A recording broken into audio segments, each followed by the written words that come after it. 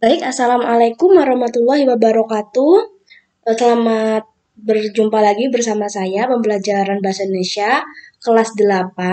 Nah, kali ini saya, Firda Nirwana, akan memberikan video pembelajaran mengenai struktur dan kaidah kebahasaan teks berita. Langsung saja ya, kita akan mempelajari struktur dan teks berita. Sebelumnya, kita akan mengetahui dulu KD dan tujuan pembelajaran. KD yaitu kompetensi dasar, tujuan pembelajaran untuk mengetahui apa sih tujuan dari pembelajaran ini, seperti itu. Ini seperti yang video sebelumnya juga kita mempelajari mengenai KD terlebih dahulu. Yang pertama yaitu menelaah struktur dan kebahasaan teks berita. Yang kedua yaitu menyajikan data dan informasi dalam bentuk berita secara lisan dan tulis. Jadi nanti anak-anak tugas kalian di akhir yaitu membuat berita ya. Jadi kalian harus mempelajari struktur dari bentuknya dan kebahasaan teks berita. Nah Bu, kemarin itu kan kita sudah mempelajari unsur-unsur. Sekarang struktur. Apa sih Bu struktur? Nah, kalau kemarin kita mempelajari mengenai unsur-unsur teks berita, yang berupa 5W plus 1H itu, yang kalau disingkat dalam bahasa Indonesianya adik simba. Adik simba itu artinya A apa, di mana, K kapan, si siapa, M mengapa, dan ba bagaimana, seperti itu. Ini unsur-unsur berita ya anak-anak, diingat-ingat itu unsur-unsur berita.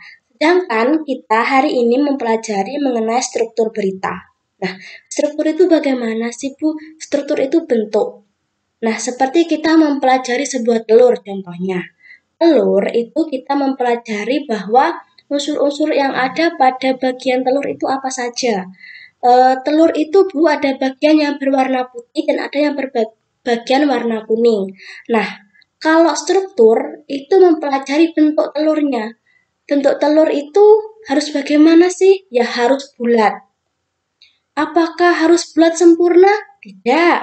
Ada yang bulat lonjong, agak panjang, agak bulat sempurna seperti itu. Nah, itu bentuk kan anak-anak. Nah, struktur itu sama, struktur itu juga bentuk gitu. Selanjutnya yaitu jika belum mengetahui mengenai struktur, mari kita pelajari bersama. Yang pertama yaitu struktur bentuk berita itu dibagi menjadi 3. Ingat ya anak-anak, 3. Let itu kepala. Let itu kepala. Yang kedua yaitu body atau tubuh berita. Yang ketiga ekor berita. Nah, yang pertama ini gimana? Let atau prioritas utama penting. Pada urutan paling puncak yang menempati derajat prioritas utama pentingnya informasi ini. Wartawan harus menuliskan informasi utama. Wartawan itu kan penulis berita ya anak-anak. Jadi wartawan ini bisa juga diganti oleh kalian yang membuat berita seperti itu. Setidaknya pada bagian ini, penulis atau wartawan harus menjawab sebagian besar 5W plus 1H. 5W apa? What, apa, ya kan? Who, siapa? Where, di mana? Why, mengapa? Dan where, di mana? Plus 1H. H itu how, kan, bagaimana. Nah, kenapa begitu? Jika pemotongan berita yang dilakukan editor karena keterbatasan halaman, berita ini masih memiliki arti dan layak sebagai sebuah berita. Nah, kita ketahui ya, kadang kan di majalah atau di koran itu berita ada yang terpotong. Ya, lanjut di halaman 23. Seperti itu, biasanya ada di koran-koran. Nah, kalian juga harus suka membaca di koran ya, agar kalian mengetahui macam-macam teks seperti itu. Yang kedua yaitu body atau tubuh. Di buku BSE atau buku paket itu bahasanya menjadi kepala, tubuh, dan ekor. Di sini tidak apa-apa, kalian akan mengetahui sedikit bahasa lainnya, agar kalian tidak bingung ya.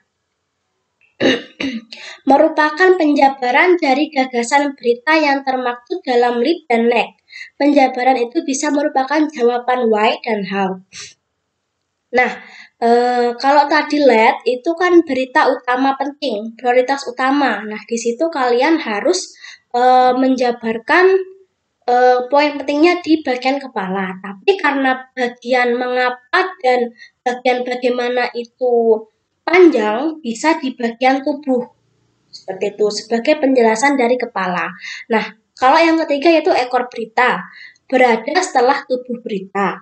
Bagian ekor ini memiliki bagian yang kurang penting, biasanya memuat sejarah atau hal yang tidak berkaitan dengan judul.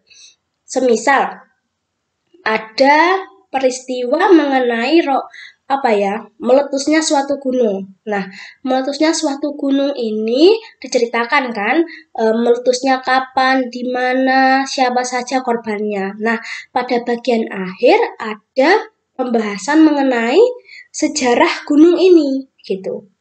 Atau bagian yang sebenarnya tidak perlu dimasukkan juga tidak apa-apa gitu. Nah, itu bagian ekor berita atau kita sebut bagian tidak penting lah seperti itu. Selanjutnya yaitu kaidah kebahasaan. Kalau tadi itu ada struktur, sekarang ada kaidah kebahasaan. Kaidah kebahasaan dalam teks berita itu ada 6. Yang pertama bahasa baku. Bahasa yang digunakan baku, sederhana, menarik, singkat, dan padat. Artinya, bahasa yang digunakan tidak boleh bahasa sehari-hari. Lu gue, terus samian, terus bahasa yang tidak orang susah untuk orang pahami, itu tidak boleh. Konjungsi bahwa, konjungsi ini kan kata penghubung. Nah, ketika ada kata bahwa, itu bisa dipastikan bahwa itu merupakan konjungsi bahwa. Nah, itu bisa kalian sertakan nanti ketika ada kata bahwa dalam sebuah teks berita itu merupakan konjungsi bahwa. Konjungsi temporal. Konjungsi temporal itu artinya apa? Temporal itu waktu. Tempo, waktu. Biasanya kemudian, setelah, akhirnya, lalu, seperti itu merupakan contoh dari konjungsi temporal. Sedangkan yang keempat yaitu kalimat langsung. Nah, kalimat langsung yaitu kalimat yang hasil kutipan dari pembicaraan seseorang yang sama persis seperti apa yang dikatakannya. Biasanya kita baca ya anak-anak di berita itu ada tanda petik 2 seperti kemarin kalian membuat merangkum berita yang dari Jember itu ada petikan langsung dari pernyataan Bapak Hendy. Nah, itu merupakan kalimat langsung. Yang keempat yaitu kata kerja mental adalah jenis kata kerja yang mengekspresikan sikap atau respon seseorang terhadap suatu tindakan, pengalaman, atau keberadaan. Contohnya kata kerja mental adalah menikmati, bahagia, tersinggung, dan menolak, dan juga sedih. Itu kan kata kerja yang ketika kita mendapat kata kerja sedih, kita bisa membayangkan bahwa orang itu sedang dalam keadaan sedih. Muka sedih itu bagaimana? Mukanya lesu, tidak bersemangat. Kebalikan dari bahagia, jika bahagia akan terlihat sumringah atau loncat-loncat, semisal kalau orangnya ekspresif. Selanjutnya yaitu keterangan waktu. Nah, kalau konjungsi ada tadi itu waktu, kata penghubungnya, kemudian setelah akhirnya itu konjungsi. Kalau keterangan waktu adalah yang menunjukkan kejadian dalam berita tersebut. Kalau di unsur itu bisa sih dinamakan dengan when, seperti itu kapan, itu bisa juga Nana.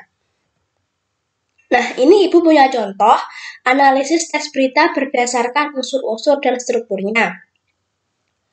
Nah, ini Ibu bacakan.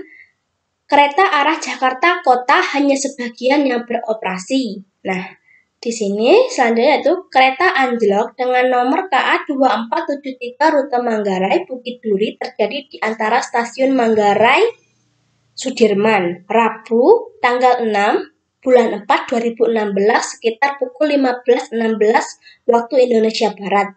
Akibatnya sejumlah perjalanan terganggu. Kereta relasi Bogor ke Tanah Abang